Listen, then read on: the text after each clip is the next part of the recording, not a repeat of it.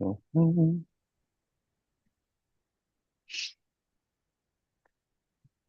Yo, yo, yo, what's up? Happy Monday, moguls. How are we doing? If you're just joining us, this is Mogul Moves Weekly. We cover everything from box office buzz to industry's biggest power plays and all things Mogul by Movie Pass. I'm the host of this here channel, this here stream. Luigi, this is Josh, my co-host. Guys, Hey guys. you have a Celsius today? Yeah, today I'm drinking orange sparkling.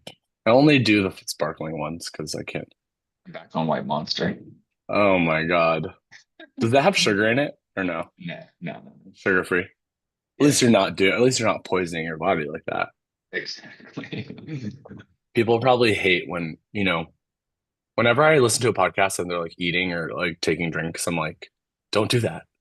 And of course I'm here doing that. So We're trying to get a sponsorship. yeah, Celsius if you're watching. Or even just like an intern, like if you're watching. Yeah. All right, let's get into it. We got our weekend performance here. Some movies that came out: Clica, H is for Hawk, Mercy, Return to Silent Hill, and I just a little honorable mention here for Send Help, the Rachel McAdams and Dylan O'Brien movie, just because it had a limited release this weekend. What do we need to know about this, Josh? Um, Mercy is kind of the big release this week. It finally knocked off Avatar. I think Avatar was on top for 5 weeks now. It did 11.1 million, which is kind of about what we were seeing last week in terms of forecasts. Forecasts were kind of aware that it was a big football weekend and obviously an insane snow weekend for most of the country. Um, so it was a bit of a quieter weekend overall for the box office, but Mercy topped things off. Um, H's for Hawk kind of snuck in the release last week. I don't think people totally knew it was coming, but it had a quiet weekend, only 148,000. Um, I think it'll probably continue to do pretty well. Return to Silent Hill, which is the one that you were kind of hyping up, I think was the strongest overperformer of the weekend. The most I saw in terms of forecasts was about two, maybe 2.5 million, and it did 3.2, which is a pretty strong Nice. overperformance at that number, almost Yeah, 50%. yeah, great. And I think Stacey this morning said, "I saw Mercy, so you didn't have to, so you don't have to." I'm like, I'm wasn't planning on it, bud. I was yeah, was never going to. I'm like, Um, wow, you sat there and you watched that movie. Amazing. I think I did pretty well, 1.2 million. I wasn't seeing any numbers over a million. So I would say that probably overperformed a little bit compared to expectations. And then Send Help was kind of limited. I haven't seen any numbers for it, but Hmm. we'll probably touch on this later. It seems like it's getting some early positive reviews. I think everyone's sort of, if you love movies, I feel like you're a fan of Sam Raimi, regardless of Yeah, some of the quality of his later movies. He always tries to do something fun. yeah. And I mean, it's Rachel McAdams. She just got a star on um, the Hollywood Walk of Fame. So like that's reason alone to go. Yep. Covering the holdovers for this weekend, we still have Avatar holding over pretty well and Zootopia, which Yeah. are, I mean, it's kind of crazy. I was looking at the numbers for Zootopia. It looks like it still did 7 mil. Is that right? Yeah. 5.7. Avatar was 7. Oh Zootopia was yeah, okay. Oh, that was 5.7. mixed. But Zootopia was the smaller drop off. It only dropped 37% compared to last weekend. Avatar dropped 51% compared to last weekend. So Dang. still the two at the top of the list outside of Mercy that are holding over. But yeah, Zootopia continues to do crazy numbers. I was looking to see what because we had a conversation this morning about James Cameron sort of not wanting to do the fourth Avatar if it didn't hit a specific box office milestone. I couldn't find any numbers for what that milestone is. He hasn't shared that, but it does look like he has written four and five, and that some of four is already in the can. I mean, So I'd be curious to have we ever done that as a poll on Mogul? No, that would be an interesting. Oh, I did at one point, I think. But let me look. I'll add I'm that as curious what another the poll. people That'd be a would good one. say. That's like in my mind, it's almost 50-50. Like seems like three Yeah, would be a good place to end it, but he's like seems so attached to Avatar. It would be nice to see him do something different. yeah. Did you see the third one? Did you see Fire and Ash? No. No. Okay. I felt like I was like, oh, I don't actually need to know any more about this story. I'm good. Yeah. Did it feel Like it like felt wrapped like up at all? there were like maybe like a couple questions that I had that I was like, oh, it would be nice to know what ended up with that character. But like overall, I think it like I think he Well made it enough. knowing like this could be the last one. Yeah. Anywho, James Cameron. The movers this week, Mercy and Return to Silent Hill. Still ones to watch out for. I think if anything, Mercy's gonna have like a kind of memeified following because I think that it's probably just that bad. Yeah. Might be. I Like don't know funny. if memified is good enough to translate to box office performance. That might end up being like a streamer that ends up doing well. Yeah. It's Amazon, isn't it? Yeah, Amazon MGM. Yeah. Have a nice I'm sure. streaming And run I'm eventually. a Bezos special. Exactly. We got, all right. So next segment, pick holds and drops for the week. I haven't thought about this, but I was like, okay, Go maybe you ahead. go first. Okay. Well, I was just thinking my hold is probably going to be, um, I was thinking about send help as a hold just because I feel like because of the way that the public is reacting to it, it's going to be one of those like, I didn't know it was releasing until like, I don't know, a couple weeks ago. Um, it'll be one of those word of mouth, like people love it and talk about it. I think so. I would agree with that. I think we were talking about it as a pick last week. Yeah. So there's a good chance it was already in a lot of people's roster. I think it was a pickup for me. So I think that is a good hold going into this weekend. And there's nothing else really like too compelling to be holding on to right now. No. Yeah, I would agree with that. Mercy and 28 years later. I mean, 28 years later has kind of had a disastrous 2 week run, and it's obviously not going to bounce back from that. I don't think Mercy is going to do much else over the next couple weeks. Yeah, yeah. My pick for next week is going to be, or for this weekend, is the movie Arco. I don't know if Mhm. you've seen anything about that. It I looks saw really good. I saw it popping up in the box office numbers for the weekend. It did, what was it? It did Oh, 51,000, but only at four theaters. So yeah. 12,000 per theater, which is very strong. It has that Studio Ghibli coziness like to it that I feel like I love that kind of movie, so I'm obviously biased, but I don't know. And we did put the trailer on our socials and people were like really engaged with it and loved it. So Yeah, excited to see how it does. it looks quite lovely. It has like the classic like catch-all anime story, like a normal girl and like a some sort of Yeah. spectacular boy meet and things unfold. Yeah. I don't know Um, anything about it except for that it's actually not a Japanese filmmaker. And Interesting. It's a French filmmaker, but the style obviously is anime. So I'm interested. It looks cute. I will watch it. I know that it did well at Cannes. Do you know anything about Iron Lung? No, I don't even know what that is. Um, it's I don't know much about it, but I know that it's from a YouTuber. Markiplier is Oh, like famous like he plays plays games with friends kind of YouTuber. He's been around for yeah. a long time. I don't really know the story about how this got funded or where it's coming from, but I mean honestly, all the releases this weekend are showing okay numbers. That's supposed to do between 7 and 12, which is Oh, kind of dang. crazy. Send Help is supposed to do 10 to 15, and then Shelter, um, the Jason Statham movie, is supposed to do between 5 and 9. So I think there's kind of a few picks here. If anyone has Hmm. inside knowledge or vibes on any of them. I think, any of them could overperform. But people with a like strong YouTube following, and he has like a crazy strong YouTube following, might pull out good box office numbers just from, that crowd. Yeah, and like over performance numbers because like I imagine the marketing budget isn't very big for it. No. Like or the budget to make it probably wasn't very big either. So it could be a winner chicken dinner for people who are looking for something that will overperform. Yeah, I think maybe I'm Um, picking that one as a hopeful overperformer. love it. Okay. It looks like okay, I'm looking at Reddit. Someone says I have my tickets for January 31st in Canada. I don't have high expectations in quality, but should be fun regardless. I love that mindset. It's Yeah. like I really am not expecting that much, but who cares?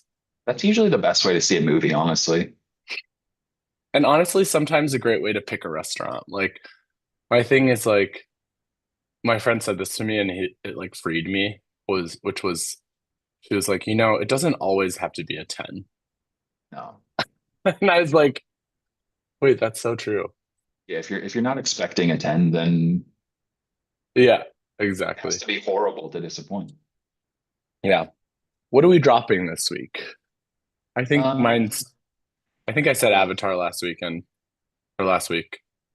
I'd probably say 28 years later if you still are holding on to that, it's probably time. yeah. 28 years later, honestly, if you were I don't think I'd be holding Mercy for more than one weekend, probably. I think there's enough competition this weekend, between the four movies we just named that Yeah, I don't think I'm holding Mercy. that's probably right. Sorry, Chris Pratt. No, sorry. Sucks to suck. Yeah, sucks to suck. All right, trending topics, our next segment. We did talk about this morning in our meeting. Alamo Drafthouse apparently is getting rid of their paper order sheets as a way to kind of downsize resources and staffing.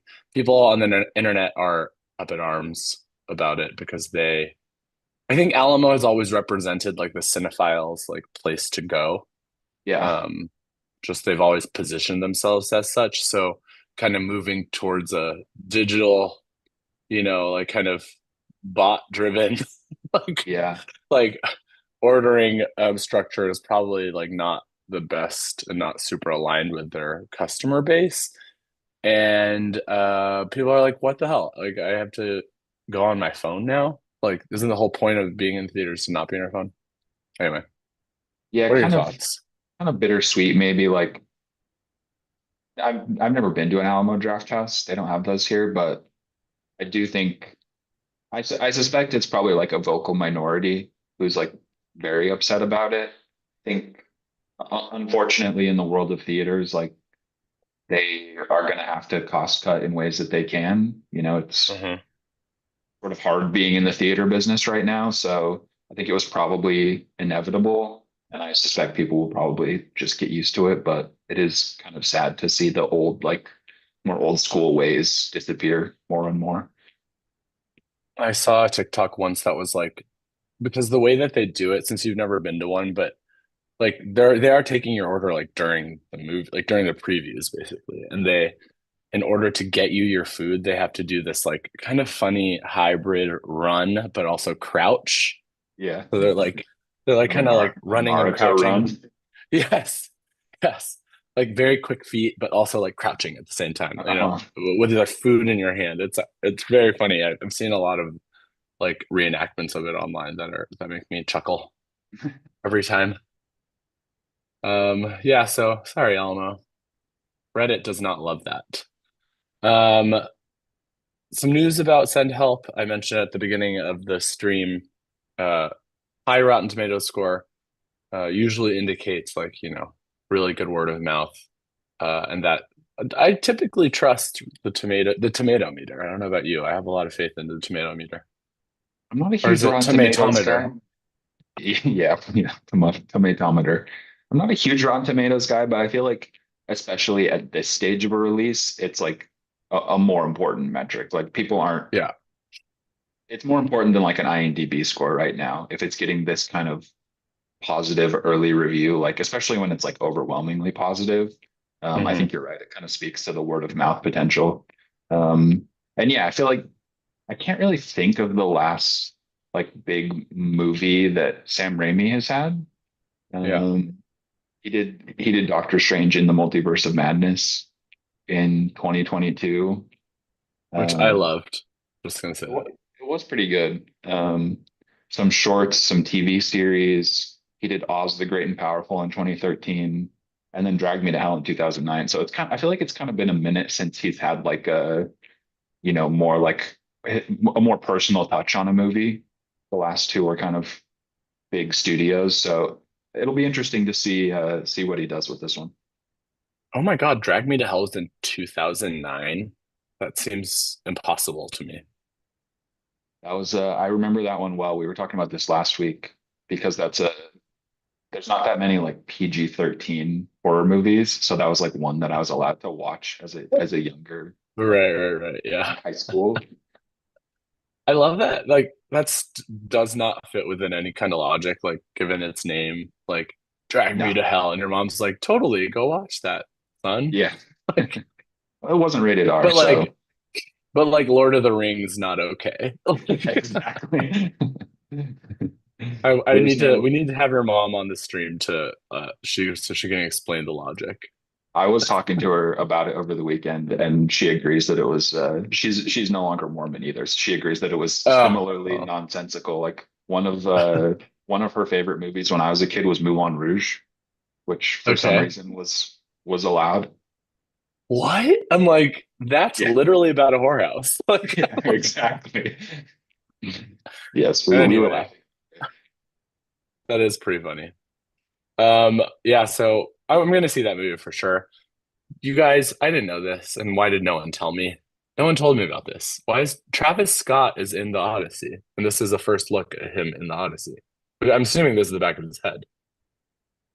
What Yeah, the hell? I'm also shocked that I did not hear about that. I feel like that would have been early news. I mean, was it not known before? Like, is it actually just new news? I think it might be. I definitely like. I feel like I've seen every tweet related to the Odyssey and not seen that. I imagine he's not in a ton. He's not in it a ton, probably. Yeah. Um, no, yeah. Otherwise, it would have been billed differently. But very interesting. Or my other theory behind this is that because he's settled the Astroworld stuff, it's now okay for him to kind of, like this is it's like the timing is better for him to announce that he might be in a movie because like had that stuff not been settled, I probably, as his publicist, would have, told him to maybe not I do mean, it kind of anything. fits. Like just looking at this still, he kind of has like there's something like picturesque and like striking about his face. So it's Oh, totally. kind of an interesting fit. I wonder what that like decision around the table is like. Like Christopher Nolan sitting there and being like, "We should bring Travis Scott in on this." Like, Yeah. who It's all knows? his idea, I'm Um, sure. there is a re-release of The Revenant with Leonardo DiCaprio. We think partially because obviously Leo is nominated for the Oscar. And then you also pointed out that this director is going to release the film soon. So kind of in the zeitgeist again. And maybe that's probably why they decided to bring it back. It's in IMAX, which is cool. Yeah, Inri too. This is the last movie he released, which was 2016 or 17. So it's been 9 or 10 years. So it kind of Mm. makes sense to like build a little bit more hype, get him back in people's minds again. I wonder if it was. Hold on, let's see. I remember watching this in the movie theaters. I like barely could watch it because it was so gory. Yeah, it was brutal. Okay. 2015. I mean, 2016 is trending on social media right now, so could be why. Remember Harambe? Yeah. Harambe. Um, okay. Yorgos Lanthimos is selling out. No, I'm kidding. He is he directed the a Super Bowl ad for Grubhub, which is obviously releasing on the Super Bowl. Looks really cool, very kind of like Marie Antoinette vibes. Um, but good for him and get that check, Yorgos, get that Yeah, check. Yeah, get the paper. I mean, Yeah, there's proud of always you. like a niche. I don't know if it's a growing niche or if it's just always kind of been uh like had its own little corner of just like kind of like oddball Super Bowl commercials. Totally. Um, what was the one from last year that I remember? I don't know, but there's always a few like oddball ones that people remember very distinctly. So I think there's like it kind of makes sense for him. Yeah, I mean it's good marketing for ProPub. It's like you get like one of the biggest sort of directors of current time, have them make a film for you. Probably Yeah. honestly not that expensive. I don't know what, I don't know if there's any probably no celebrities in it. But just the fact that they got him to do that, smart. Yeah, Emma Stone should be in it. I know. Oh my God. I rewatched Begonia this weekend. Did you know that? I don't know. I have to validate this. My husband said that the score was written blindly. And so Yorgos just gave the person who scored it like four words. He was like Interesting. bees, anxiety. I don't know what the four words were, but I believe bees was one of them, obviously. Um, and he just scored it without having seen anything. Wild. I was like, I didn't know that's how score. I didn't think scoring worked like that. I thought they like watched the movie and then they like decided, okay, this mu kind of music needs to go here in this part of the movie, and this needs to. So I don't know. Maybe he was just like, can you make up a few songs for I me? mean, yeah, maybe he wanted it to just be a little bit more like maybe that gives it like a more like disconnected and like weird vibe, which kind of fits the movie like a little more uncomfortable. Oh my God, totally. I still think Jesse Plemons got super snubbed for the I Oscar. agree. I'm like, I don't think he, we talked about that, but that is one of the conversations I was seeing that he was like one of the bigger snubs. yeah, I'm like, Emma was so good in that, but like, she always gets nominated. And I didn't think her role was, I mean, she had less to do. She had less work to do than I feel like Jesse did as a character from character development standpoint. Jesse was like doing a lot of heavy lifting, I think so. but that was She was that's not just me. like yeah, she was not like outshining him in any way. He was at the very No. least keeping up. Yeah, kind of mad about that. Anyway, we got the leaderboard for Mogul. If you guys haven't joined yet, mogulgame.moviepass.com. It's a 100K prize pool. Really one thing happening on the leaderboard this week, which is that I'm so sorry, SJ Studio, you got knocked out of the top five. RIP. Congrats to Ankit for making it into the top five. I believe you've been in the top five, but I'm not sure. I think that's true. But either Sweet. way, congrats, you're back in the top five. Again, check out mogulgame.moviepass.com. Get into it. We will see.